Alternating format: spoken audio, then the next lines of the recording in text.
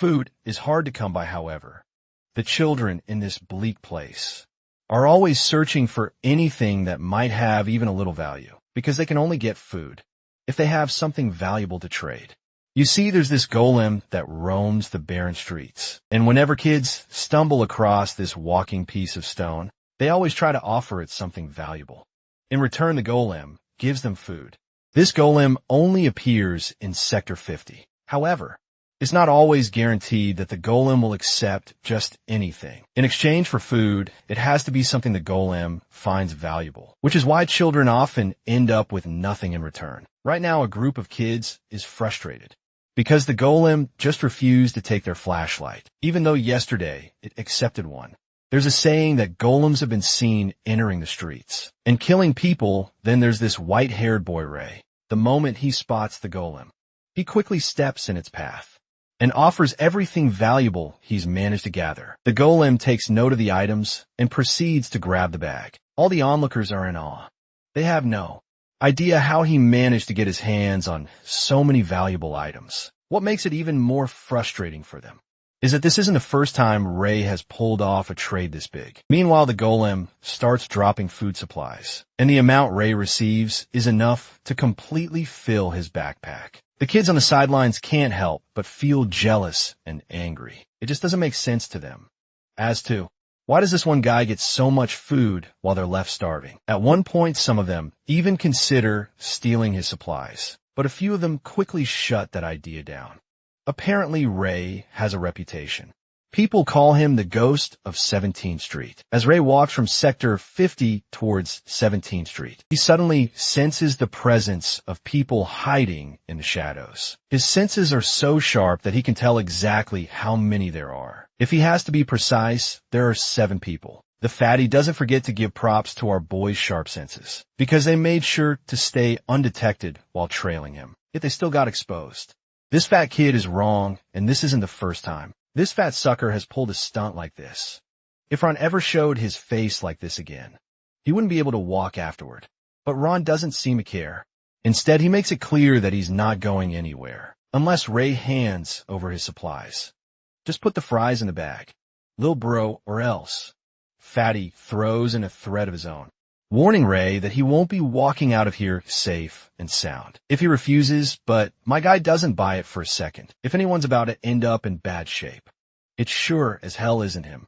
Like I told you before, Ray has a reputation. He's the ghost of 17th Street, a white ghost who moves without making a sound, and anyone who tries to mess with him are the ones who end up in the worst possible situation. But Fatty lets his ego get the best of him. He makes the big mistake of throwing a punch at Ray, but my guy barely even reacts. Just tilts his head slightly and dodges that punch like it's nobody's business, making him trip. But before Fatty can kiss the ground, my guy grabs him by the shirt, then delivers a devastating punch straight into his gut. That one blow is enough to leave this bastard mouth wide open, and he hits the ground like a sack of potatoes. Seeing their so-called boss get wrecked effortlessly, the rest of the group starts flinching in sheer panic. But since they can't just back off in a moment this critical, they make the foolish decision to charge straight at Ray. The first one swings a bat, but Ray ducks just in time, then counters with a brutal elbow smash that turns the guy's face into a bloody mess. He then further follows up, taking down the next 2 just as easily. 1 hit per person, that's all it takes. And just like that, all 6 of them are one with the ground. Ray then turns back to Ron, who upon seeing his impending doom is cowering in fear. My guy makes it very clear. Just because Ron brought a few more ragtag idiots this time, the outcome was never going to change. As he walks towards the fatty, the sucker finds himself cornered. Ray is now gunning for this bastard's legs in order to keep his promise. Fatty pulls out a dagger from behind his back, trying to threaten Ray. His hands are shaking, slick with sweat, as he warns Ray not to come any closer. He keeps calling Ray a monster, but deep down, he knows this dagger won't save his sorry ass. Speaking of monster, there's actually a backstory behind that title Ray's been given. You see, ever since he was a child, Ray was very different from others.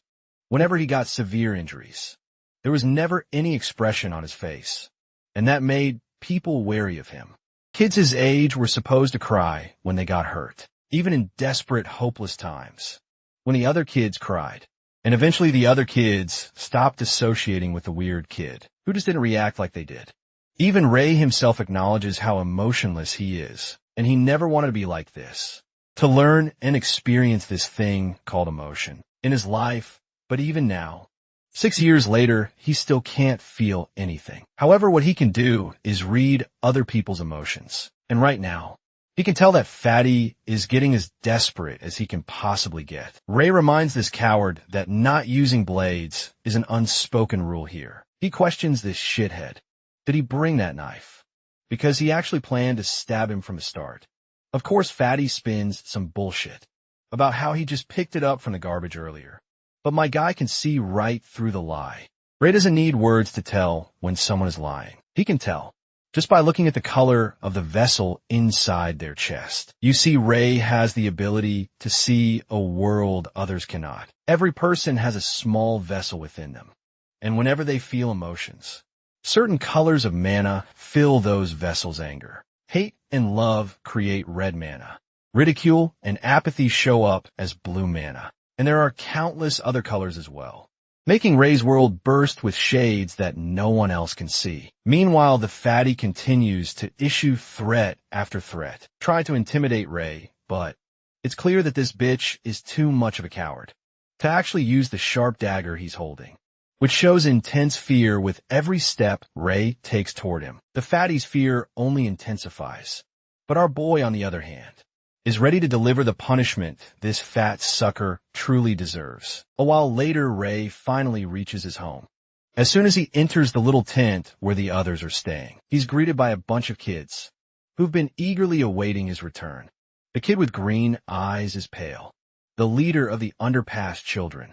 All the kids crowd around Ray, smiling and clinging to him in happiness, proud to have such a dependable brother.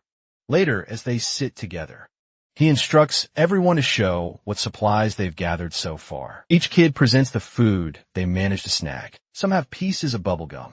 Others have chocolate bars. But it's clear that this isn't nearly enough to feed all 7 people present. Naturally, everyone starts feeling anxious. Unsure of how to proceed, this is then that Ray displays his haul. And seeing the copious amount of supplies Ray is having, all of the kids perk up in happiness. So the kids even start thinking that Ray must have stolen all of these supplies from the golem. Well, there's a reason why.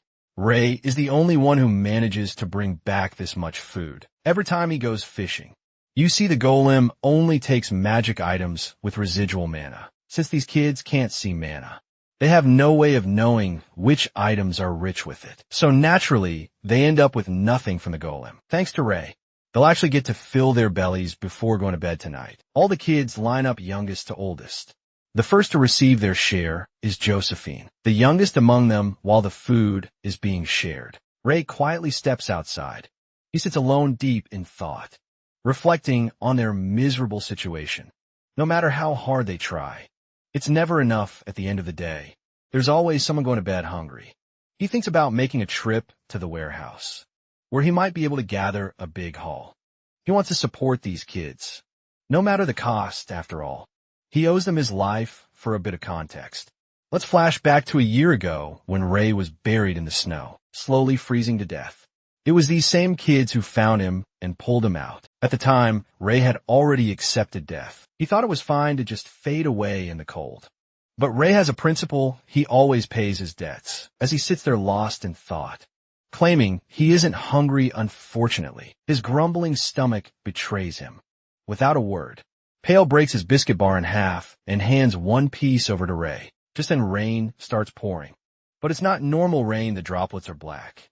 It seems to be a common occurrence in this desolate world. There are rumors that this black rain is the result of mages. Mages live in the lower numbered sectors. Pale is convinced that the golem is something sent by a mage. But Ray isn't so sure. He thinks the golem might be a machine. Pale quickly disagrees. He's certain that magic is what keeps it moving. Well, Ray doesn't argue, because he's actually seen the golems using magic with his own eyes. Whenever a golem walks around, it sucks up mana from the surrounding atmosphere, drawing it into its core.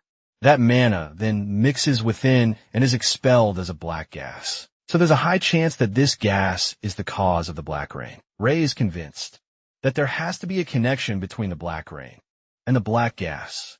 That's when he suddenly remembers something important. Without another word, he pulls his hoodie up and tells Pale he's heading out for a bit. Naturally, Pale is against this idea. The rain is too heavy today, so much that even rivers are overflowing. But Ray doesn't care. He has to do what he has to do. And with that, he dashes off, leaving Pale sighing in frustration. Of course, Ray has a solid reason for doing this. You see, when it rains, everyone shelters inside their homes to avoid it. They believe that even a single drop of black rain touching you is enough to make you sick.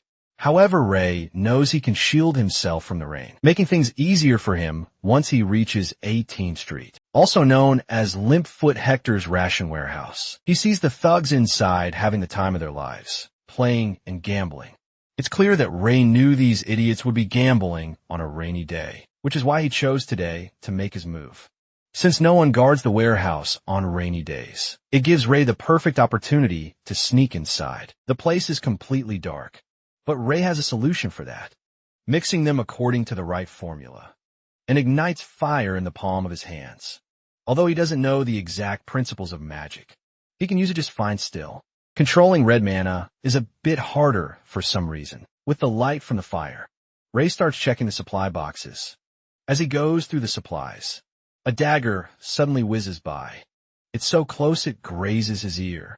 It seems his presence has been noticed by the bastards inside, and they don't like the idea of some rat trying to steal their rations under their noses. Turns out these bastards were hiding behind a pillar from the start, almost as if they were expecting Ray to show up. There are 3 of them in total, and they seem to know exactly where Ray is hiding. What's even more concerning for Ray is that he didn't expect these bastards to be equipped with night vision goggles, but he dashes down, dodging them left and right. Seeing this, the goons with the night vision goggles are baffled. To think that a kid could dodge those daggers in this pitch black place is just insane. The other goons berate their fellow to aim properly next time, but the poor guy gets rocked with a punch from Ray before he can even throw his dagger again. At this point, they're all bewildered at how this kid can see them in the dark. What they don't know is that Ray can easily see the color of their vessels. One of them launches another dagger with all his strength, but Ray is already ready to dodge the oncoming strike. By reading the flow of mana from the vessel through the arteries, Ray can predict and easily dodge the blow. With 2 of them down, only 1 remains. But the last one also gets a solid punch to his guts for his troubles. And that's how the 3 of these suckers end up, face first on the ground. This is when another bastard barges into the warehouse. This one sounds trouble because as far as Ray can recall, this guy is Humphrey, the Hector Group's executive. The bald bastard is disappointed to see all 3 of his men kissing the dirt. And what's really tweaking him out is the fact that they were wrecked by a rat. So he pulls his hoodie back over his face and decides it's time to get out of there, to move him away from the entrance. But that punch Ray lands is barely more than a minor inconvenience to this bastard. In return, he tries to grab Ray by his head, but Ray ducks backward just in time, barely escaping the bald bastard, then follows up with a punch that sends Ray skidding across the floor. Meanwhile, Ray internalizes that this guy is packing some serious power. The bald bastard starts throwing punch after punch, but Ray manages to dodge them all, moving left and right with ease. While Ray might be able to dodge, he knows he can't keep it up forever. He needs to figure out something before he gets knocked out. That's when he notices a gap in the bastard's defense and quickly strikes his chest. As soon as his hand connects, he intensifies the fire in his palm, and that little moment of distraction is enough for Ray to vanish from the spot, like he was never there, the other shitheads guarding. The place quickly scatter around the warehouse. Ray starts to feel concerned because at this rate, he's indeed going to get caught. But then he notices a stone and throws it to draw their attention away. Those goofy-ass shitheads take the bait and begin running in the opposite direction, while Ray makes his escape. He's finally succeeded in looting the infamous Hector Group's warehouse, but he knows he's dead if they catch him, though Ray isn't afraid of dying. What he fears is that if he's not around, the kids won't last long in this unforgiving world. Suddenly the bastards catch up to him, so Ray picks up his speed. But soon he finds himself facing a dead end, since he doesn't see Humphrey around. Ray feels confident that he can win, so he starts charging some mana in his fists. One of the bastards charges at him, but Ray sidesteps and delivers a solid uppercut to the bastard. Then comes the other guy rushing, but Ray quickly grabs the bastard's dagger hand and produces some electricity, frying the bastard's head and leaving him down for the count. Suddenly Ray hears more of these guys coming toward him. It looks like they won't stop, pursuing him until he's caught. And Ray isn't sure if he can use his magic indefinitely. This is when he notices the garbage bin behind him and quickly takes refuge inside. The bastards also search the area, but they find no one other than a few of their companions, so they continue forward determined to find him. They can't afford to lose him. With the rain pouring heavily, Ray is confident they won't find him here. With that, he spends the entire night in that bin, and he wakes up to the light seeping through the cracks. He hops out of the dustbin, but is immediately exposed by a bastard standing just outside the bin. Ray can tell, just by the color of his vessel, that this dude is absolutely angry. And our boy isn't sure if he can handle this bastard alone, given he hasn't fully recovered yet. The bastard finally lunges, trying to kill Ray, and swings it at the bastard. Ray loses his balance and trips. But just before the shiny dagger reaches Ray's eye socket, someone shoots the bastard down, killing him on the spot. The bastard behind the trigger is another sassy guy who seems to already know about Ray. This guy is Black Hair Niles, the 17th Street boss he can't help, but warn Ray about the dangerously close call he just had. If the gunshot was even delayed for a second, Ray would have been pushing up daisies. Ray in response questions him why he is here, since Niles is usually not awake this early, to which Niles says yes. He claims to have heard rumors that Hector's guys were on the prowl. He then notices the canned food Ray is hiding under his hoodie, and is sure that Ray must have swiped the haul under Hector's nose. For that, he can't help but call out our boy for his bold move. Ray in return reciprocates with a thanks, but Niles clarifies that it wasn't a compliment. Internally, Ray is unsure how to handle Niles, because people like Niles have emotions so monotonous that their vessels never really fill up. So we can't tell what this dude is even thinking. Niles, on the other hand, warns him to be careful or else he'll die if he continues pulling stunts like this. There are people he should not be mingling with, and Ray should know better. But for our boy, endangering his life is still better than starving to death. Well, Niles has no room to argue about that. So he just reminds Ray that they're both equal now. Ray saved him once, and Niles in return saved Ray. But Ray claims that he never intended to save him. Ray merely mistook Niles for supplies when he was floating down the river. But still, though, the Blackhead still can't deny the fact that he ended up living because of this little brat. Still, as far as Ray remembers, he's already been repaid for the favor. In order to provide some context for what they're talking about, we transition a year back in time there. Ray happened to pull Niles out of the river. Apparently, Niles used to be an executive of the 46th sector, but he was betrayed. Or at least that's what Niles claims to have happened, though Ray is sure it's not a lie, especially since Niles was the one who taught him lessons as a repayment for saving his life. This is when Ray brings up the important question. He asks Niles if he can join an organization. Niles does not give any immediate response. He just walks away from the scene and stands behind a wall. Ray is shocked and questions him how he knows this much, to which Niles does not respond outwardly, but inwardly. He's very intrigued to realize his hunch is right on the money. Initially, he had seen Ray lighting up a fire without a lighter. Ray, on the other hand, continues to question him about how he knew he could use magic. Niles finally speaks, claiming that one fellow magician had told him that there is mana in the air, which is used for magic, and that there are only a handful of people who can detect and use mana. Raiden asks him, and cannot be seen with the naked eye, as he believes he has already told Ray everything he knows. And at this point, Ray is just trying to push his buttons by asking the same thing over and over. Back to the topic at hand. Ray wants to know if his request to join the organization will be approved, or not, to which Niles declines his request for some obvious reasons. When Ray inquires about the reason behind this blunt rejection, Niles once again gives Ray the silent treatment in order to learn the real reason behind Niles's hesitation. to take Ray into the organization. Here's a bit of background. You see, all the sectors are along the Elton River. If you go up to the river, you'll arrive at other sectors, and you could probably escape the slums and find a better life there. So Niles believes that it would be too much of a waste for a kid with such abilities to die here. Well, we now know the reason behind Niles' rejection, though he does not say this out loud to Ray. Instead, he simply asks Ray if the thought of leaving the 50th sector has ever crossed his mind. He even offers to help find him a car if he plans to leave this place. Ray, however, simply declines the proposition as he has kids to take care of. But Niles assures him that he is already planning to open an orphanage here so Ray can leave the kids in his capable hands. He promises to give a better life and make sure they are not dying in the streets. Meanwhile, Ray can't figure out if this guy is bluffing or telling the truth, especially since his vessel color doesn't change at all, though Ray is not doubting Niles, especially since this guy has always kept his word. Ray then warns Niles about Hector's group, because those guys seem to be preparing to start a war. Ray knows this for a fact, because he had seen them receive truckloads of weapons, but it looks like Niles knew about this already.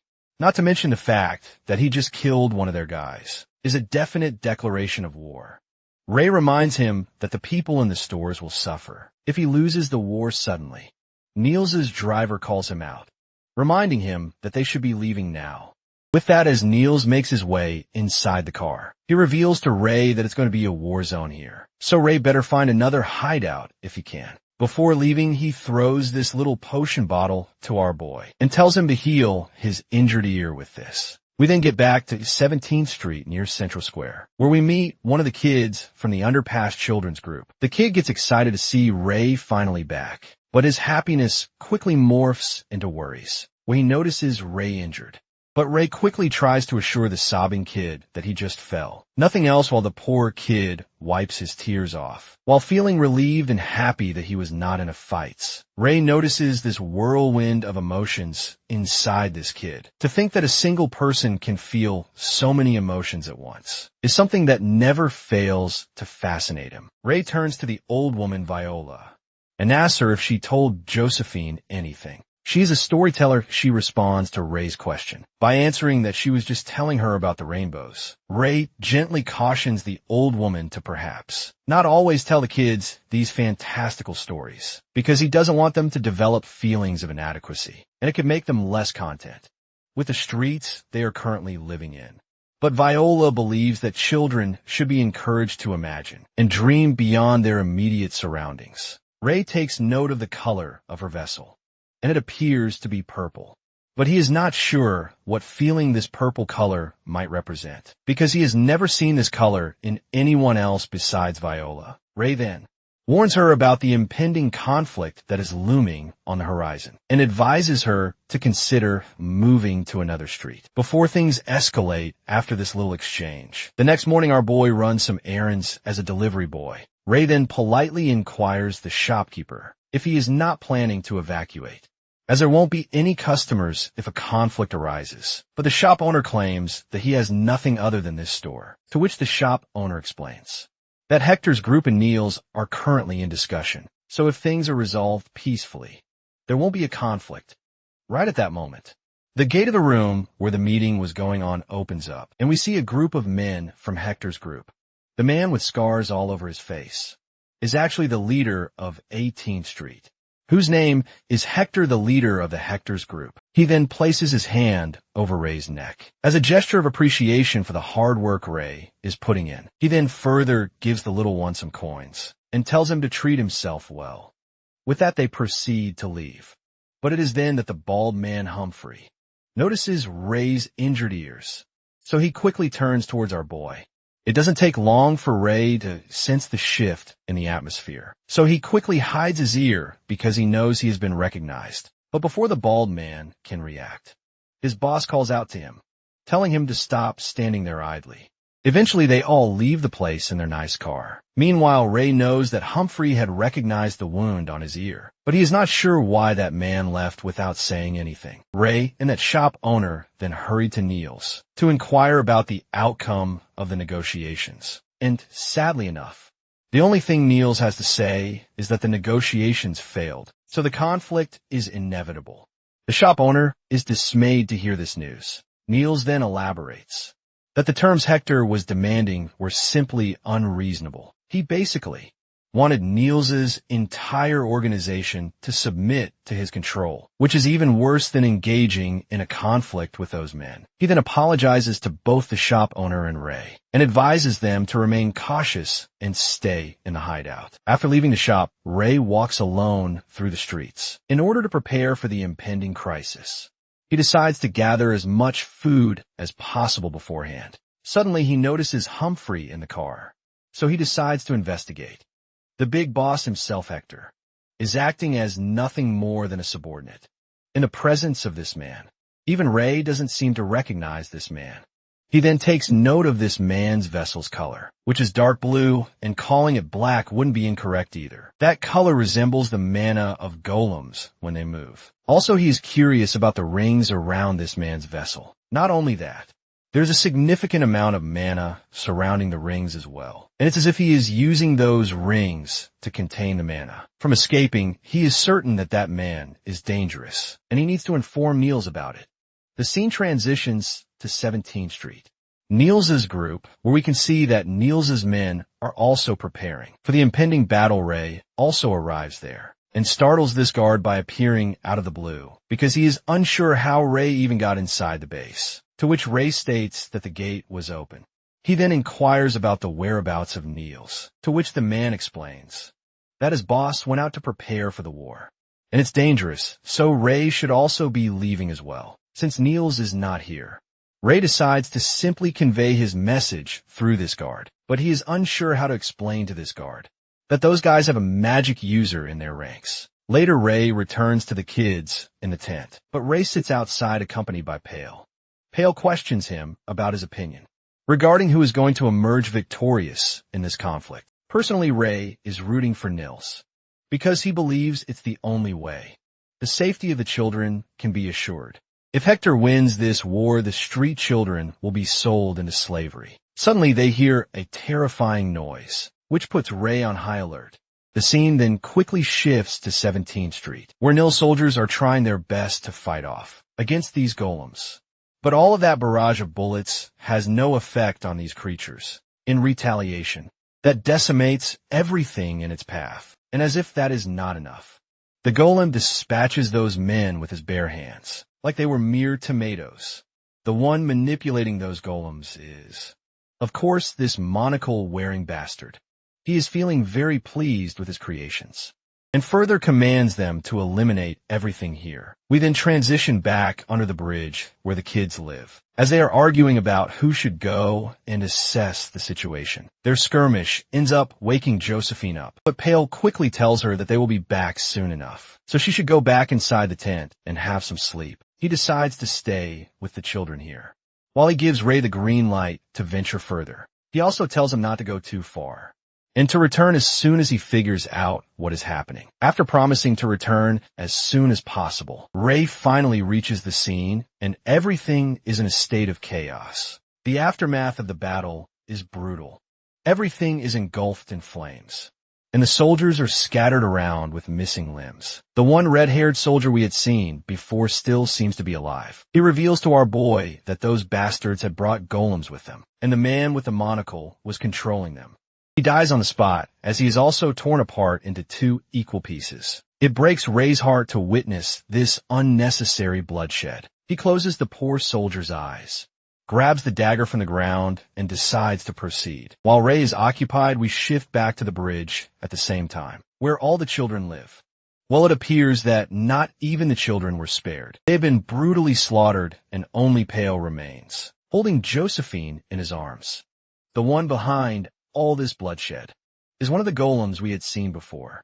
The soulless bastard begins to coalesce this dark blue energy in the palm of his hand to unleash it upon Pale, while Pale, on the other hand, sheds his last remaining tears as he wishes for Ray not to return. The 17th Street of Central Plaza had just gone up in flames. The man had arrived exclusively late to the horrific scene. All he could see were the corpses of Niles' underlings. But strangely, his own corpse was nowhere to be found, indicating that he was still alive.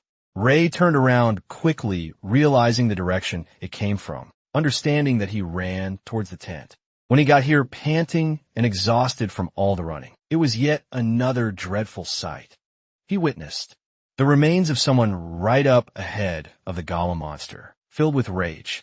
Ray moved to attack this monster with his flaming sword, but the monster quickly turned back with its sharp senses and executed a heavy gut punch against the boy's stomach. Bro came at him with a full Mike Tyson swing anyway. Ray felt immense pain as he crashed into a wall. It was at this moment that a voice called out. In his mind, he relived the memories of the children, the people who adored him. Every time he came back, it empowered him for a moment. All of those children had been brutally murdered. Lorraine, Leah Corden. Ray pitifully denied the reality. Reaching out for them, he can't accept the loss of their lives without having to repay them for their kindness. But it matters very little. Since the silver-haired boy is about to meet his own end, here he hears a familiar sound, the same sound that he heard during a fight. This was the bastard golem, who became responsible for ending their lives. And now it is preparing a blast to end Ray too. These helpless children as well as Niles, as men and even the people in the street. Ray took it upon himself to exact revenge. No matter the cost, he uses every fiber of his being, every last bit of his energy, pulling it together until he has enough to stand. But Ray's body didn't obey, until a powerful car was chucked at the golem from out of nowhere. Sending it crashing away from inside the vehicle comes out Niles, who rescues Ray thankfully. But the boy is dreadful and discouraged to share the news of the deceased children. Niles horrifically turns and realizes what went down. He apologizes to the child for being too late to the scene. Ray doesn't want to accept it as his fault. Niles, realizing that the boy is deeply grieving and blaming himself for their lives, hugs him for comfort. As for his subordinates, they're all dead. The one responsible is definitely Hector, who called mages from the outside to kill them all. The question is, what's he going to do now? Niles intends to return to the street in the hopes of scouting for survivors. Before he's about to talk about his next part of the plan, Niles is shot with a damn laser beam right through his chest, having just dealt the final move on Niles. Poor guy's got a hole in his chest, and he's still smiling. What a man! Niles collapses in the boy's arms, with Ray despairingly calling for his name. He doesn't even know what happened just now. His heart beats incredibly fast. As he remembers training with Niles and sharing all his memories, the boy's heart beats with a vengeance.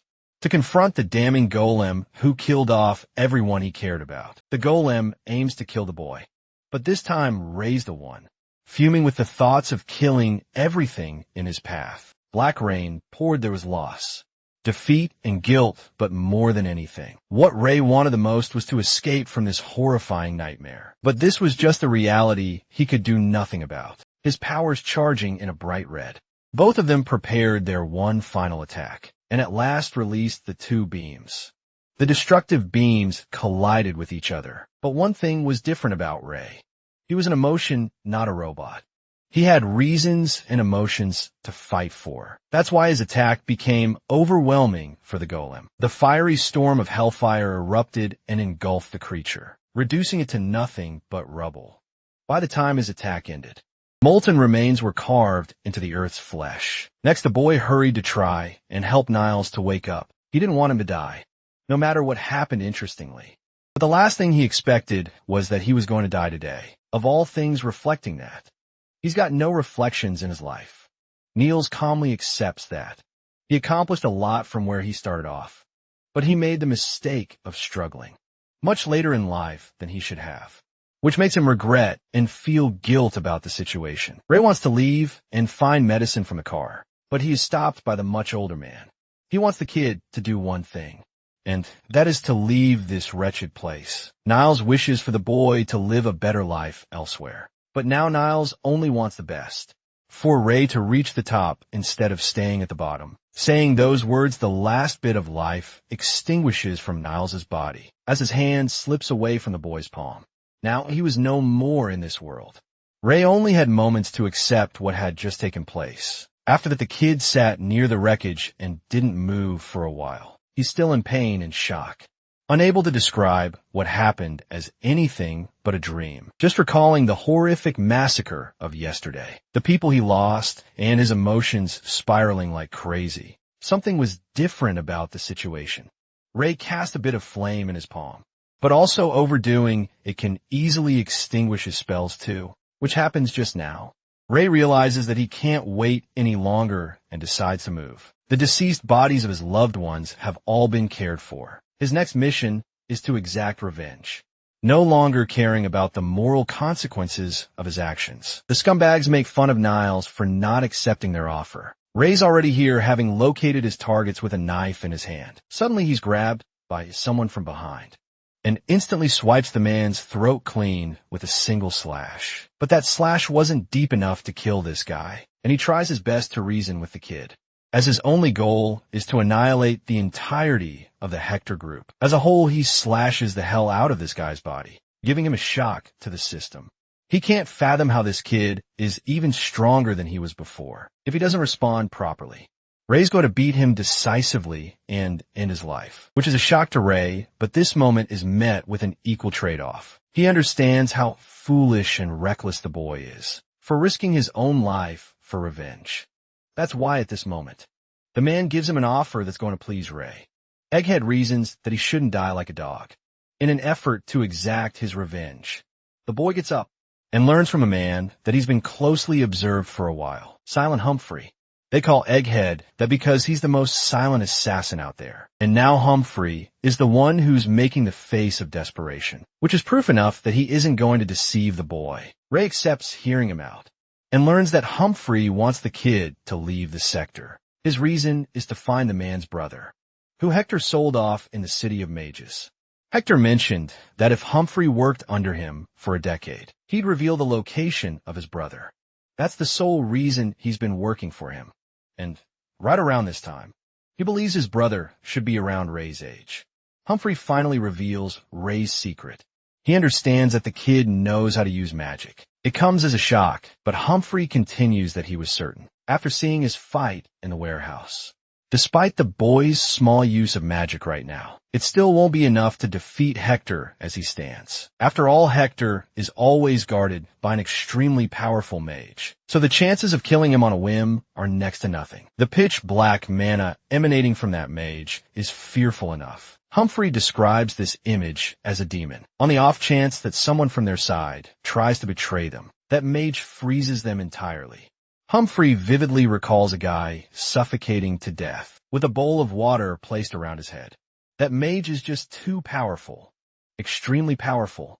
He's yet to learn magic and only used it by what he assumed was right. If he's fighting an excerpt mage, he's going to have zero chances of winning that encounter. The City of Mages is near the upstream of the Elton River, and only mages are allowed to step foot inside. Humphrey gives the boy all the saved-up money he collected over his life. But after seeing the boy for a while, this guy knows that the kid is one to maintain his promises, and he's seen enough from the boy to conclude that he can easily advance to a higher-level sector. Humphrey supports Ray the same way Niles once did. He insists the boy hurry and come to a decision. As they have little time, Ray makes up his own condition. He wants Humphrey to properly take care of the corpses at the underpass, and then he'll search for his brother. It's an easy deal, and Humphrey easily accepts. Ray decides to go, claiming that he'll return in one piece. Yes, the one piece is real. Ray ran as fast as he could to ensure no one followed him. He arrives before Grandma Viola, tossing her a coin to ask a quick question. The granny happily inquires what the boy asks of her. Ray wants to confirm if the story about the rainbow is true or not. He wonders if he'll finally be able to make a wish upon encountering a rainbow. Ray thought about it with seriousness for some reason, and that leads to the current day. The granny concludes that rainbows do exist, even if the wishing aspect is ignored. The boy senses that there's no hesitation in her mana, always remaining a clear purple, who was reminded of the time he was asked about a rainbow from a kid. Too, that same age was also looking for a rainbow, which also means they have proof of their existence. Does it feel like the granny is gaslighting him here? Because I really can't tell. What do you guys think? Viola claims that rainbows are hard to find, and nobody knows where they are. But her answer is enough for Ray. who leaves and departs Yahello with a request to find a new place anyway. Ray is now on the outskirts of Sector 50. He's observing the coordinates that Niles wrote down. Reading them, he locates the vehicle Niles prepared. When one of Hector's lackeys comes out to catch him, he wonders if Niles gave him an order to retrieve the car, and just to fuck with the boy's emotions. He provokes him by asking about Niles' emotions. Ray was confident that he wasn't being chased by any more of Hector's men, but it turns out that one caught up to him regardless. He can't waste time and clutches the door handle to get inside. The man bolts at him, and before Ray's about to close the door, the man catches it open. He roars at the kid to open the door. Ray's already exhausted much of his mana, so his strengthening magic isn't working wonders here. He forces a fire spell, precisely aiming at the guy, into a finger beam, before blasting his brains off. He kicks the corpse away and steps on the pedal full speed. Ray's finally going to experience what life is like outside of Sector 50, having arrived someplace far away. He's rather surprised that Niles was so well prepared that he stashed enough water and food supplies in the back. That night, Ray lit himself a fire. Important to get more information on magic in the next sector. Ray understands that there are two forms of mana. The first is red mana, which can be used without any preparation. The second mana requires numerous colors to be utilized all at once. Mana isn't just easy to manipulate, however, after channeling certain emotions. He can utilize some of it more easily. Rage is just one example. His activation trigger is Rage for now, and that's how the boy is able to cast that kind of mana. Unfortunately, he has hit his limit. Anytime he loses concentration on his emotions, the mana ends up slipping away. So he decides to play with the combinations next, forging a bunch of different colors in his palm. The boy observes something interesting taking place before his eyes. But unfortunately, nothing becomes a product of this combination of mana. Certain types repel each other, and combining colors requires immense effort, which also takes a toll on his mental energy. But in response, some combinations work well in unison. He wants to play around with the experimentation for now. It wasn't as needed before, but his circumstances are now different. Ray has got every reason to do so in order to get what he wants. He drives around before coming to another stop the next day. Today, he was able to play around with a bunch of different combinations to cast ice, wind, and earth-type magic. The boy wonders if he can utilize mana inside his vessel and then use it whenever needed. It would make his conjuring process a lot easier if that happened. It's kind of like mana circles surrounding a mage's vessel. Ray is ready to find something like that after he reaches Sector 49. As for Sector 50, let's see how things are holding up. Near the bridge, Hector's men are searching around, but they found no traces of the golem. Hector suddenly orders one of them to hold the end of his cane. This guy is sweating bullets, while apologizing to his master for failing the task. But Hector's shown to be a very no bullshit guy who doesn't like men that fail him. Before his hand experiences a jolt of electrifying pain, he is quickly turned into a block of ice as an example for others. Hector then pushes the statue down, calling him a useless piece of trash. Another one of his men reports that they've found traces of the golem around the area. Hector's intrigued to find that. There's a certain kind of mana lingering in the air. That means some powerful magic was used. He could also sense mana lingering from nearby when he goes up to inspect the traces.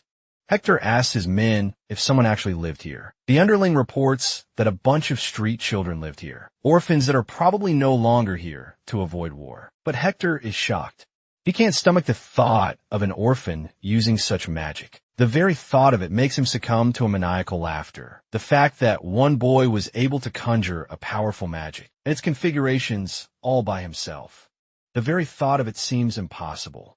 So he clings to a more reasonable theory, that another mage must have come here to destroy the golem. He wants his men to investigate what happened underneath. Some part of Hector thinks that if an orphan kid did pull off the impossible, it's about time. But finally, Ray has arrived in Sector 49.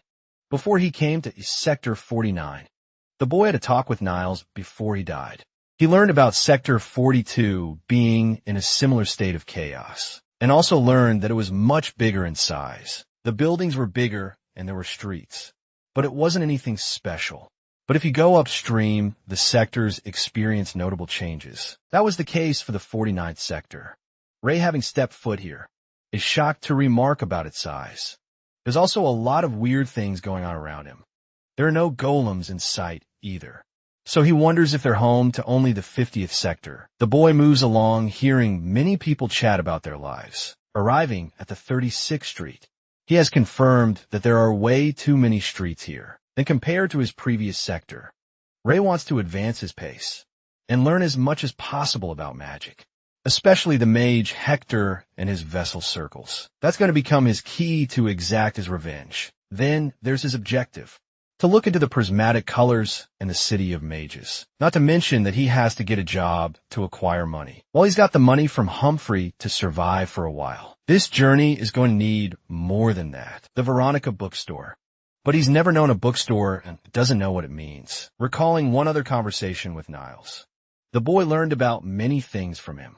He learned how to read for the most part, so he's eager to explore this bookstore.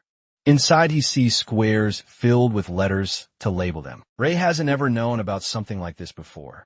Suddenly one voice calls to him.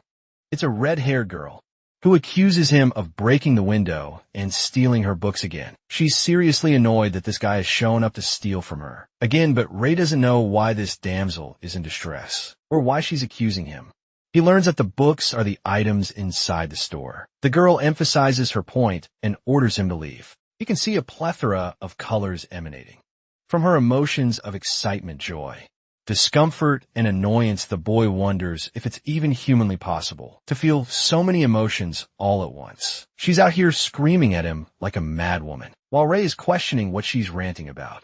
The boy calls her a weirdo, which gets on her nerves as she becomes supremely angry and tries to remind him of her father's status. Ray doesn't want to deal with a problematic child, so he leaves on his own back to the streets. He sharply observes a bunch of kids. The boy understands, because he's a stranger who's just entered their sector. After all, Ray now understands that this part isn't any different from what happens in Sector 50. Back to his car, he collects his thoughts.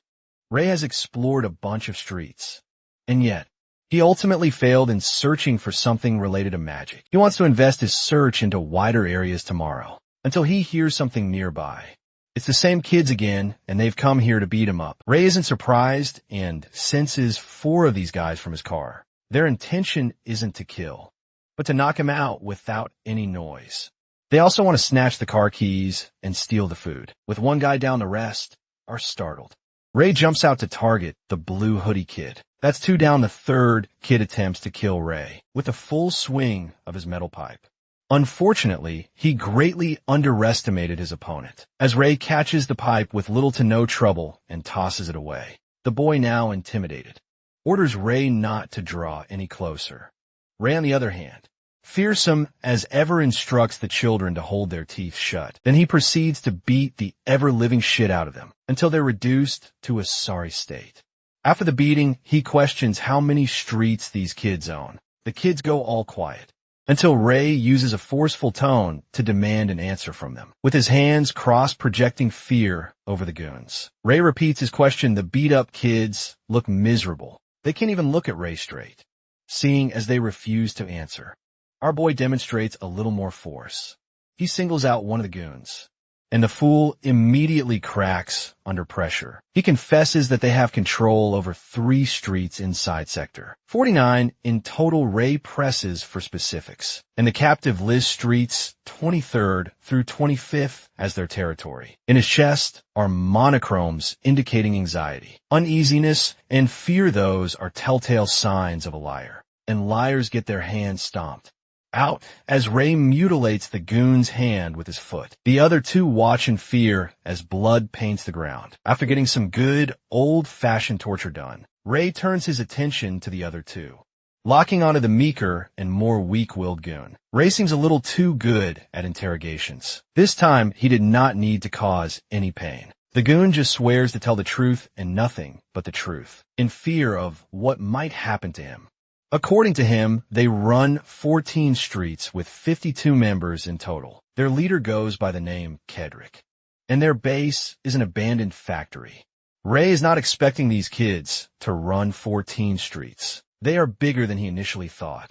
He orders the goon to raise his head and introduce himself. With a voice crack, the goon stammers his name Neshu. According to this rat, the boss ordered them to beat Ray within an inch of his life and steal whatever food money and supplies he had. The boss also shared a warning, saying that he is always watching everything, hidden in Ray's blind spot. The fourth hidden goon makes his move. He jumped from the car's roof and aims a blade at Ray's back, unfazed by the incoming threat to his life. Ray's mana boiled and stirred. He manipulates the blue wind mana, knocking the ambusher away without even lifting a finger. On top of that, the wind kicked a lot of dust in the air, blinding the knife-wielding goon. The next thing you know, he's out like a light. With 2 clean hits to the face and body, Ray slowly steps in and watches as the ambusher bleeds in agony. He grabs the sneaky fucker by the hair. After that little incident, Ray continues researching Sector 49, just like in his home sector. The people here don't know about magic at all. He also learned about books and bundles of paper with all kinds of written information inside. If there are all kinds of books, there are bound to be ones about magic, right? While he quietly traverses the streets, some unremarkable side characters invite him to a less crowded place. Ray's defenses instinctively come up, but the side characters assure him that they did not come here to fight. The boss shares the same sentiment, so he wants to meet with Ray.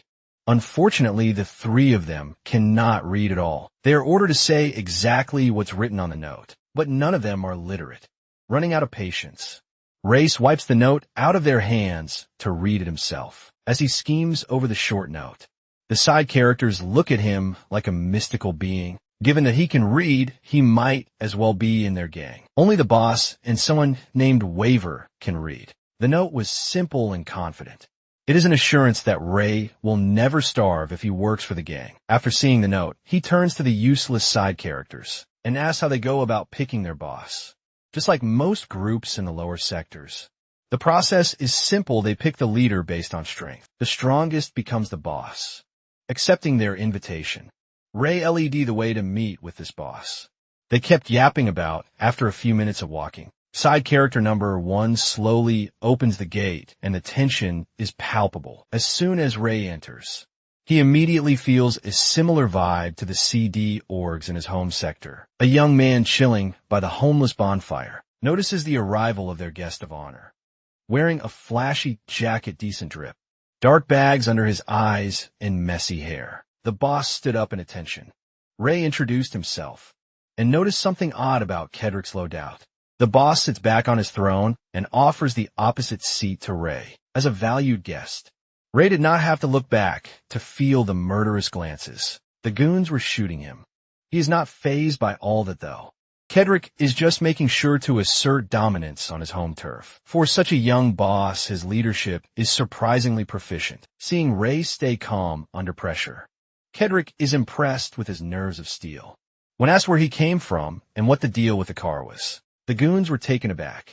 None of them had ever heard of someone coming up from Sector 50 before. They have heard of people coming down from above, but never the other way around. Kedrick makes his men shut their traps with a wave of a hand. He's become even more fascinated with Ray and his story. The kid is more than qualified to enter their organization. Kedrick then explains that he is planning on eventually joining a bigger org. They are in talks with a super famous org from Sector 45, known as Merc Red.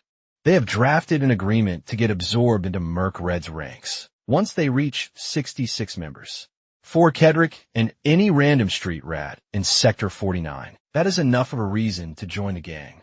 It is an opportunity to raise their status. After all, while Ray is quite fascinated by the agreement and the idea of joining an org, he can't completely buy into it because he refuses to work for someone weaker than himself. The atmosphere in the abandoned factory shifts. Kedrick's smile vanishes with crazy eyes staring Ray down. He asks if this kid from Sector 50 just called him weak, ignoring the rising tensions. Ray explains that strength determines everything. Where he came from, leaders are judged by their power and not by how well they talk. Kedrick's hand, wearing the ring, swoops in to grab the goon's neck, tightening it close to the point of crushing. The boss is lashing out, and he hates being interrupted by underlings who speak out of turn. The goon pathetically apologizes. While he's being terrorized by a psychopathic boss, that ring is the only thing, even remotely magical in this decrepit place. Getting bored of the violent display, Ray asked one of the goons when the tantrums were going to end, quietly considering his options. He reckons that he can break that ring if given the chance. Fortunately, he didn't have to make a move, as the ring's power slowly died down on its own, with Kedrick's calmer personality taking over again. He released his underling from the painful chokehold and innocently apologizes for getting a little too heated. These sudden shifts in emotion are not normal at all. Now, they can discuss what Ray meant when he insinuated that he's stronger than the org's current leader. All they have to do is test that thought. Right when Ray doubles down on his insults, Kedrick's throne zooms past inches from his head. The ring's power has taken over again, causing the boss to go absolutely feral. He even asks his underlings if they are thinking the same thing. The poor goons hurriedly glaze their boss, telling him that he was the strongest. Ray is now certain that the ring is reacting to Kedrick's emotions, seeing how sudden the shift in emotion is. When the mana from the ring is cut off, it seems like Kedrick doesn't even know what that accessory is doing for him, since Ray wants to see his strength. He proposes a fight for the leadership position. Kedrick smiles, obviously liking the idea. He sets the time for the duel in 1 week. The boss wants to make a show out of it. He wants to fight while everyone's watching, including guys from other gangs. That way, they will be certain who's stronger in front of countless witnesses. The boss playfully promises to let Ray know the answer to that question if he wins, but given how heavy the stakes are. The very next day, Ray roams the streets, with the thought of the magical ring still lingering in his mind. Eventually, someone threw a rock from his blind spot. With his unnatural sensitivity and inhuman reaction time, he caught the rock before it hit his head. More side characters from the other gangs of Sector 49 have come a mess with Ray. They even have spooky weapons on them. Ray is stuck in the middle of a sketchy alleyway, surrounded by armed and dangerous gangsters on both sides. They kept on yapping about running these streets and fixing Ray's attitude. Our boy had already had enough of this useless blabber. If they're going to fight, there's no need to waste any more time.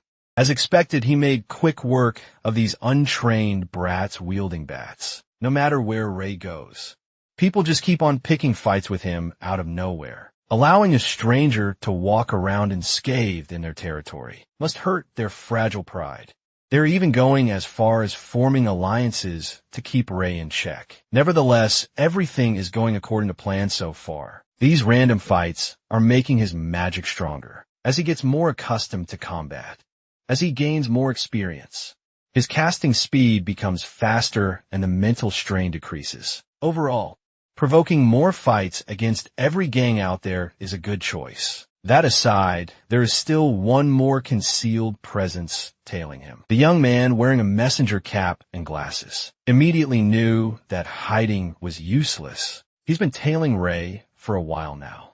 He's become accustomed to his gray hair and expressionless face. In the streets of Sector 49, Ray had been dubbed as the Hunter.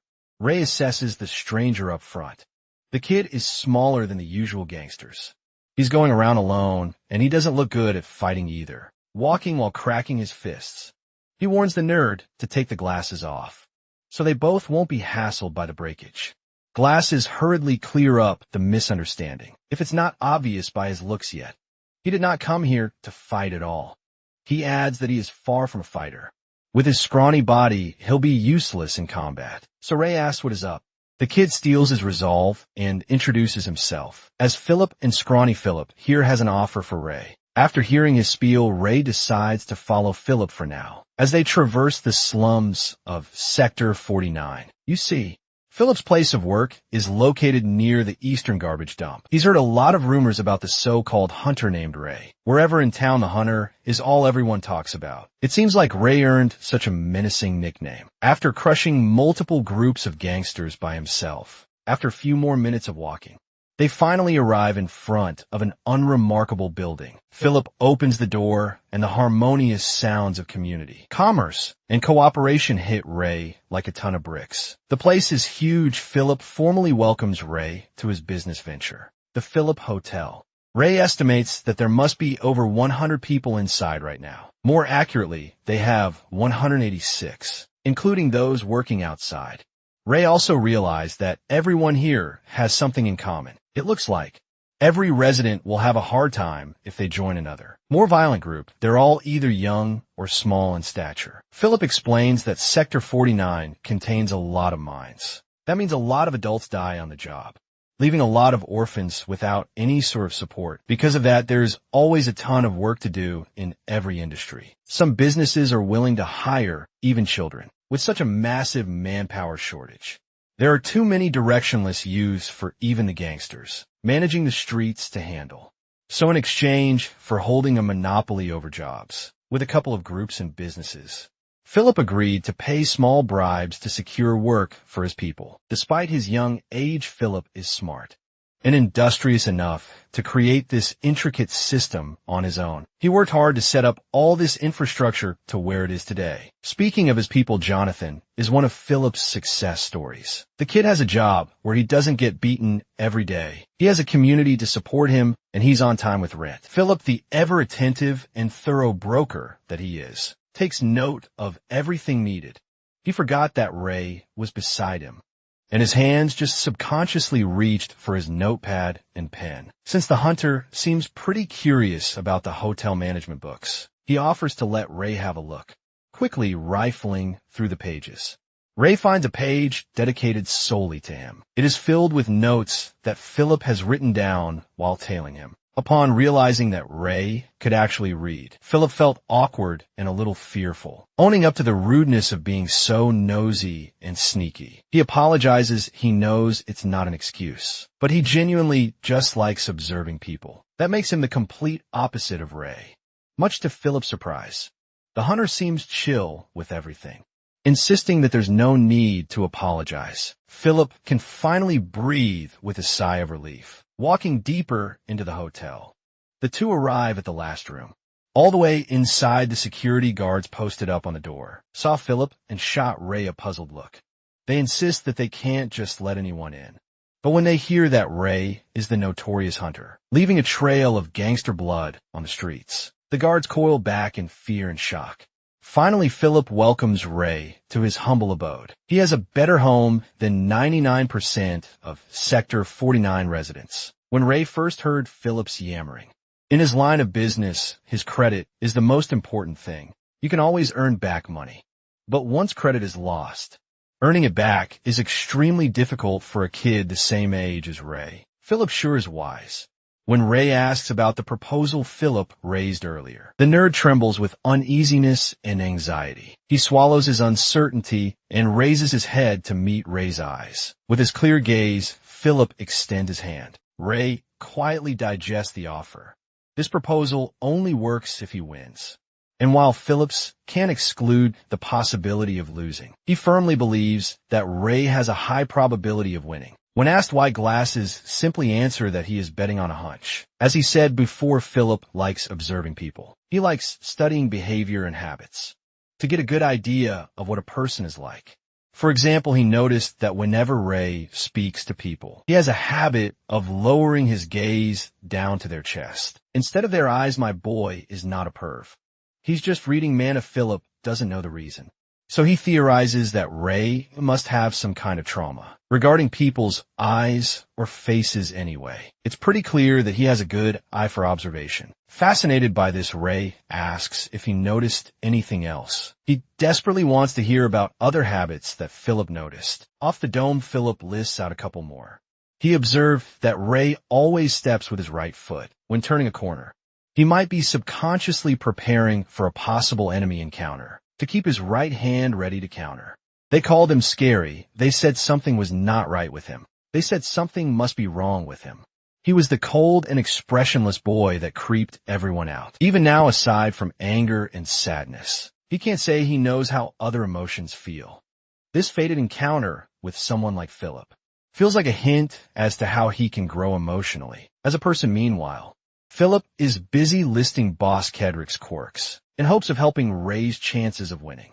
Kedrick is prone to emotional outbursts in combat, while Ray is methodical in dismantling an opponent with thorough calculations. It's a good matchup before Philip can give his conclusion. To sum everything up, Ray has already accepted the proposal. The payment and the finer details can be left for Philip's team. He also has another condition.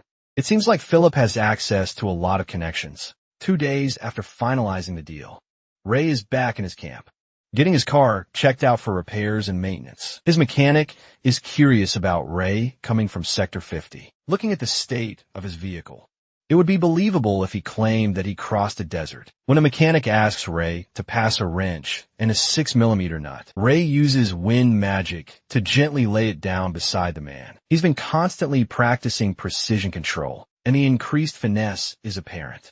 Mr. Mechanic secretly brought the most expensive replacement he could find from the shop where he works, so there should be no vehicular problems in the near future. People in the hotel constantly go out of their way to go above and beyond when it comes to Philip's requests. He's their savior after all. Without Philip, most of them would be out of work.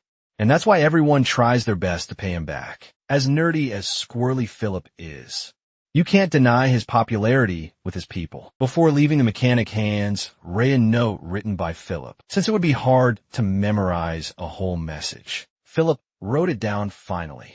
The enthusiastic mechanic left with all his equipment and tools in tow. Back in the office, the last request Ray raised was his need for information about mages. Philip had heard about people who could use magic before. He promised to gather information on anyone that's even the least bit suspicious. Given Philip's extensive web of information, it shouldn't take too long. And just like he promised, the nerd delivered quickly. He got a ton of information Ray can work on in just 2 days. The first on the list concerns Wolfman, a 42-year-old baker in 2nd Street. Witnesses swore that they saw the guy carry a heavy bag with one hand. Probably nothing next is Kenny Store's clerk Andrew from 8th Street. He ate dry wheat bread without wincing. Definitely SUS, he might be the throat goat. Upon skimming through the list, Ray's hopes of finding a clue about mages and magic started dwindling. But then a line of text catches his attention, a lead that can be worth looking into and confirming, just to cover his bases. Ray still checked out the people least likely to be related to magic. He crossed out ordinary people who were just a little weird, but didn't possess the chest rings indicative of magic power. After exhausting the list, Ray was left with one last lead. It listed an incident where a steel pipe fell from a roof in an empty shopping district. The suspicious figure is a man in his 30s or 40s. He is often seen going between above and underground with food in hand. That day a strong wind blew, strong enough to knock the steel pipe out of its trajectory, as the man narrowly avoided an accident. He did not appear surprised or shaken by the supposed near-death incident, in the slightest even. Ray is convinced that there is a high likelihood of this man being a mage. On the way to the shopping district, he finds himself in a familiar area, the bookstore he passed on the first day. There are 2 kids squatting outside, making sure that the store is closed. These 2 have been throwing rocks at the windows every day, tormenting the owners, and slowly forcing them to stop operating their business. They could just throw rocks at the 2nd floor this time, stop targeting the store, and start messing with their home. That way they can torment and force the owners out. When one of the kids moves to throw a hefty rock, the 2nd floor window swings open, revealing the fiery young lady yelling at the rock throwers. She heard everything they were saying, and she was pissed to the high heavens. Even the kids can see that she's just acting tough. Her words are harsh, but her body is trembling. Without warning, the kid finally threw the rock. Thankfully, his aim sucks, and it hits the wall nevertheless. It shook the young lady. It is widely known that the bookstore only has kids and some sick, old people inside, so they're an easy target, fighting through terror. The young lady continues acting tough and yelling at the unruly kids. Just as Ray is about to step in to prevent any serious harm, he is shocked by the brilliant light he's never seen come out of anyone else before. The young lady extended both her hands as mana danced around her palm. A chaotic wind intercepts the incoming rock. Their rock fell back down instead of messing up the girl's face. While holding back her tears, the young maiden tending to the bookstore reveals her true magical nature. Ray has been looking far and wide, only to find a mage by pure coincidence. The psycho kid's duller minds cannot comprehend what just happened. Ray is certain that he just witnessed his first concrete clue about magic. It came from a young woman, visibly shaking and trying to act tough in front of bullies. The psycho kids work in unison with rocks in hand, knowing she can't block the incoming rocks. She closes her eyes and accepts her painful fate. Luckily for her, another mage is hiding in the corner. Ray waves his hand, stopping the rocks. By manipulating the mana in the air, he pushed his control and power harder, making sure to reach the rocks. It filled the streets with wild winds akin to a tornado. The next thing you know, the rocks made U-turns, finding their way back to their senders' faces. Ray made sure to make it hurt a lot. He injected enough force to knock the psycho kids out cold in one hit. Finally, he exits the alley to check on the bastards lying on the floor. He looks up, making eye contact with the young lady in the window. It's been a while, but their second meeting is a lot more interesting than the first. Ray gave his psycho kids more beating, targeting their arms and legs to make sure that they didn't cause any more unnecessary trouble. The young lady invited Ray in to formally thank him for the timely help. He asserts that there is no need for such formality. Besides, he has something he wants to ask her. It just so happens that she does too. The enthusiastic inquiries made both of them pause for a moment. Their sudden closeness paints a blush on her face. She clears her throat and invites Ray into her home to talk a bit more. Upon entering, Ray's eyes wandered all over the place. This is his first time inside a bookstore, so it seems foreign to him. Finally, she introduced herself as Veronica. The bookstore was named after her. Returning politeness, Ray curtly introduced himself too. Looking ashamed, Veronica lowers her head and apologizes for yelling at Ray like a crazy person last time. She's just under a lot of stress because of those pesky psycho kids. Ray thought nothing of it. It was just a misunderstanding after all. After apologizing, she continues thanking him for the help. She could have been badly hurt if it wasn't for Ray. Honestly, Ray just wants to take a look around the bookstore. He wanted to obtain some magical knowledge. But meeting a mage in the flesh was a bigger gain than expected. Veronica was shocked in this place.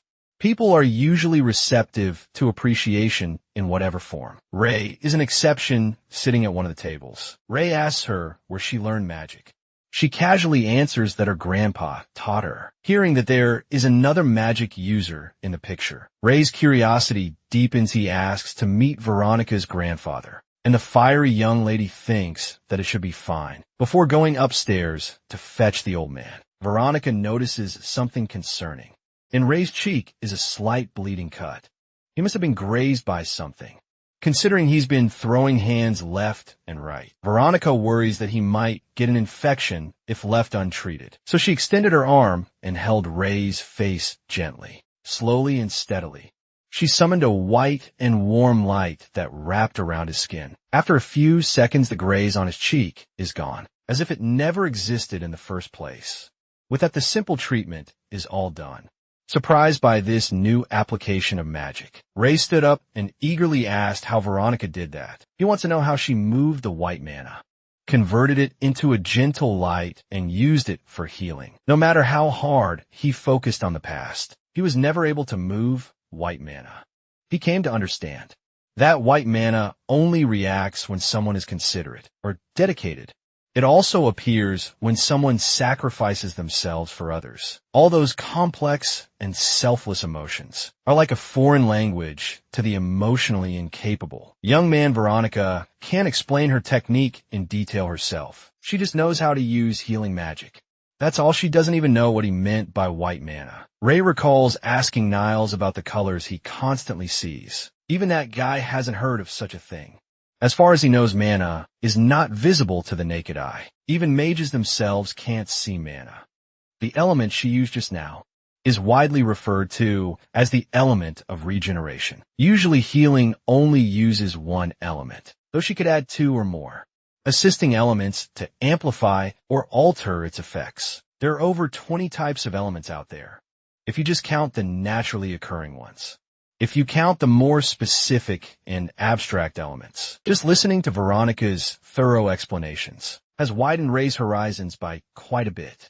Perhaps talking with her grandfather would give him more clarity. Unfortunately, her grandpa is sick and can't get out of bed most of the time. Still, Veronica wants to check on the old man to see if he's awake and can talk with Ray. While she runs up to the second floor, Ray is left to wander the bookstore by himself. Kyle dredges travelogue interpretation of the unconscious. All kinds of literature are neatly arranged on their respective shelves.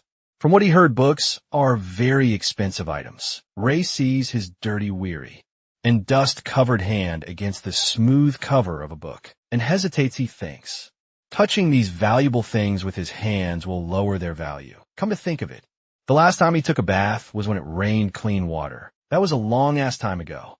This dude smells musty. He's gotten used to his own smell, so he doesn't feel discomfort when faced with bad odor. But now he's concerned that others would. Veronica definitely got a whiff. Maybe she has a bad nose, or she's just politely tolerating Ray's stink, letting his eyes wander once more. He finds himself on a table filled with books laid out like journals. One of the covers caught Ray's curiosity. The Study of Elemental Distribution by Sector is a book about the expansion of black rain. Veronica comes down the stairs and is scared by Ray, who is lurking right behind her, and he whispered to her that he's still here.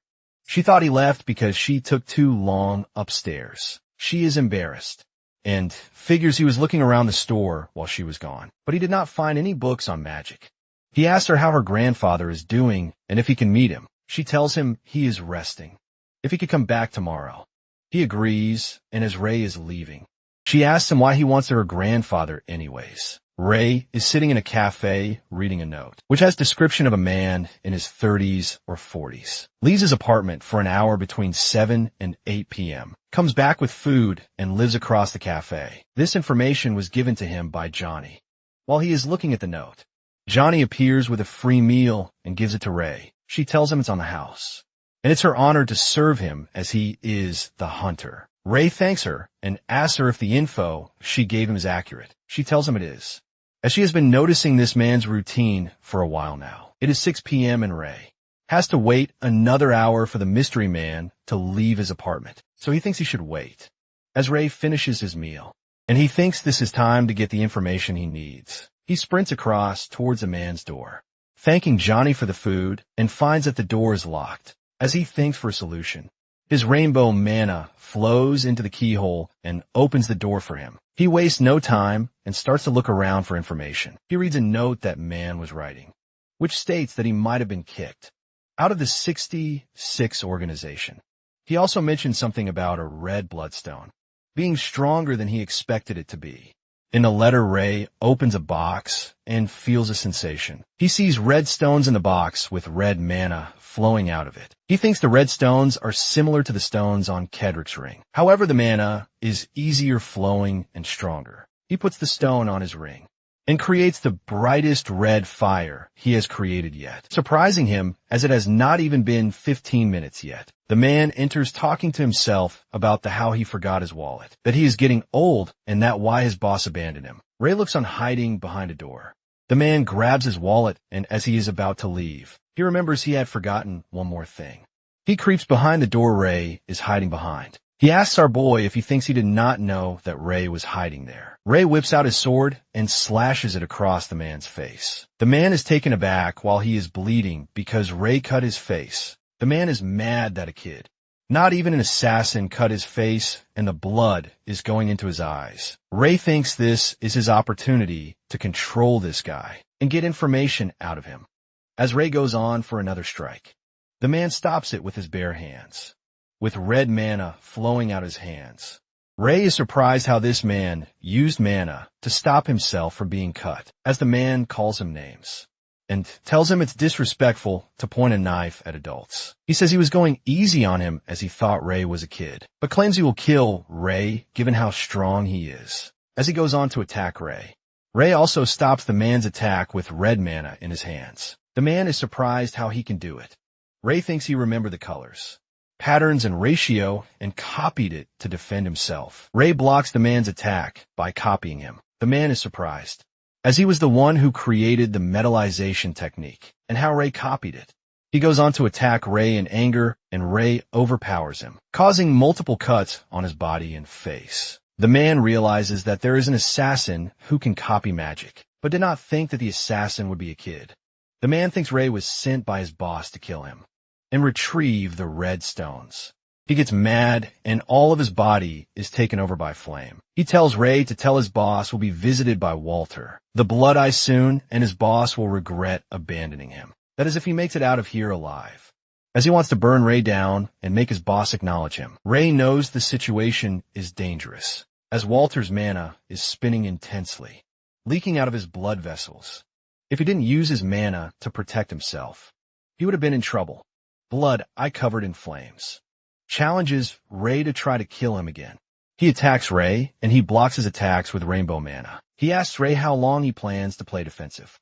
Ray knows he cannot get close to the man as he is surrounded by fire, but his defense will not last forever.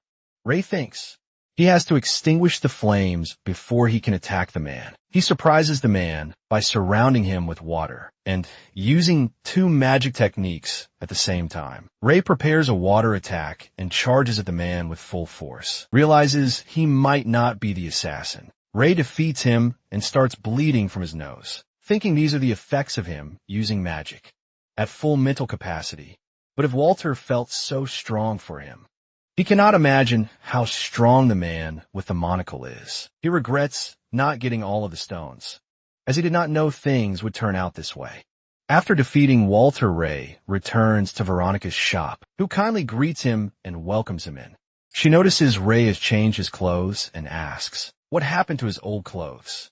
Although Ray thinks he got rid of the clothes, he tells her that he just got rid of them. She tells him as she told her grandpa about his visit, how Ray saved them with magic, and that he is looking for the rainbow. But nothing else as they walk towards Grandpa's door. 2 boys look at Ray in anger, and Veronica tells him that they are her little brothers. Her grandpa brought them from the orphanage and took all 3 in. Ray asks her if it was to teach them magic. She gasps and asks him how he knows that. Ray tells her it was a guess, as she told him her grandpa teaches her magic. They both arrive at his door, and Veronica introduces her grandpa Graham to Ray. Grandpa asks her to go out for a while, and Ray takes a seat next to him. He first of all thanks Ray for chasing the kids away, saying it was his job, but he cannot do it as he is unwell.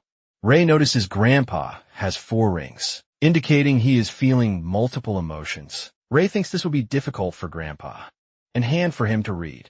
Grandpa tells Ray he heard that Ray has questions to ask him, and Ray tells him that he has been looking for a mage for a long time. Graham asks him, isn't he a mage himself? He heard Ray could use magic very skillfully. Ray tells him he still has a lot to learn. Grandpa laughs and asks Ray where he's from, which is met by a silence. Grandpa thinks Ray has a long backstory, so he lights up his hand and asks Ray to play a game with him. Winner gets to ask losers questions. As this is happening, Ray can see and feel the mana between them. Grandpa tells him there are multiple elements in magic, and elements can meet to create new elements of magic. He created an element of maintenance, which would stop external factors from interfering between them. Ray surprises Graham by asking, what is the other element he is seeing as he can see 2 colors? Grandpa thinks a regular mage could not have identified this in his lifetime. Yet Ray did and questions his luck, as he went to so many orphanages to find talent. But now that he does not have long to live, true talent is sitting in front of him. Ray asks him what this other element is, and Grandpa tells him he will have to play the game to get answers. Graham created a sphere. Whoever pulls the sphere to them using magic, he gets to ask the questions. He says he'll put it closer to Ray to make it fair. Ray barely gets his hand up, and Grandpa already caught the sphere. Ray is in shock, thinking he is fast. He asks Ray where he learnt magic. Who answers he is self-taught. Ray asks him if a self-taught mage is rare, and Grandpa tells him he has to win the game to ask the questions. Grandpa and Ray prepare for round 2, and Ray lost again. Grandpa tells Ray that the point of this game, to see how well one handles mana. Ray is angry and thinks at this rate he will be giving out his information and getting nothing in return. As they prepare for round 3, Ray changes his tactics and wins the round. Grandpa tells him mana is an element all things are made of. One cannot see it directly, but they can see it through secondary things like lightning. He also tells him a very few amount of people can sense mana. You do not have to use magic to sense it. Sensing mana and manipulating it using magic are two different talents. Ray asks Grandpa if he meant the ability to manipulate mana as talent. Grandpa tells him yes, as mages who are honest with themselves can use mana better than others. They go on to another round, and Ray wins again. Grandpa is surprised by how the element of maintenance is the most difficult to perceive, but Ray is figuring it out in real time. Ray asks Grandpa what the rings around the hearts of the mages are, and he tells him they're vessels for mana. Depending on the character of the mage, these vessels collect and refine mana in the air and distribute them as elements. Ray asks him if these vessels make the mana easier to use. He is told yes, and besides that, if mana is used from the air constantly, this could cause mana poisoning. People are affected differently.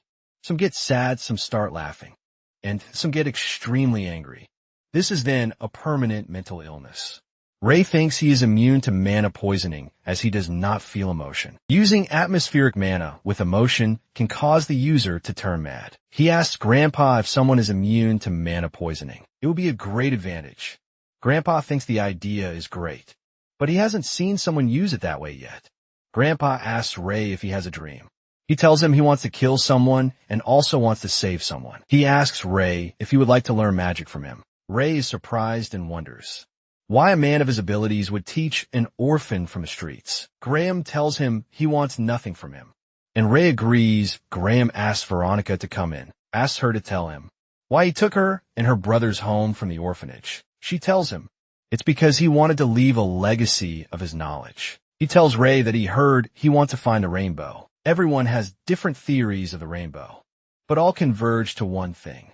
Whoever finds the rainbow will become like a god, and that is why the monocle mage is also looking for the rainbow. Veronica asks what a god, and as Grandpa is explaining to them that the god is creator of all things, a rock breaks through a window, which Ray swiftly catches the rock thrown at them. He thinks despite of him injuring their arm and making it useless, the bullies of the bookstore do not seem to stop. Grandpa thanks Ray for saving them once again and claims he cannot do it anymore because of his health. Ray asks Graham about these bullies of the store. He tells him he got an offer to sell the store, but he refused and thinks it's their doing.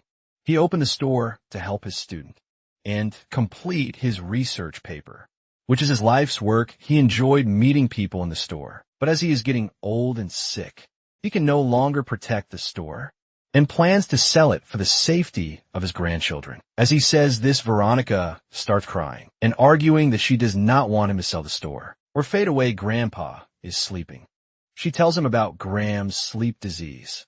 Right now, he can only stay up for 2 to 3 hours a day. She asks Ray to come tomorrow as Graham will be up for a few hours. Ray wears Veronica's raincoat, which fits him perfectly before leaving. He tells her not to worry as everything will go well. In an attempt to comfort her, Ray heads out to look for the bullies of the bookstore. On the 8th Street, this area belongs to Jeffer's gang. He believes those kids also belong to Jeffer. He thinks they are all hiding because of the black rain, so he has to switch up his plans a bit. He needs to find Phillips first. As he connects all the gangs, he can arrange a meeting with Jeffer. Ray goes to meet Philip and runs into Cedric's gang. He sees Cedric beating someone up in the container. As he breaks down the down to confront Cedric, he asks Ray what he's doing in there.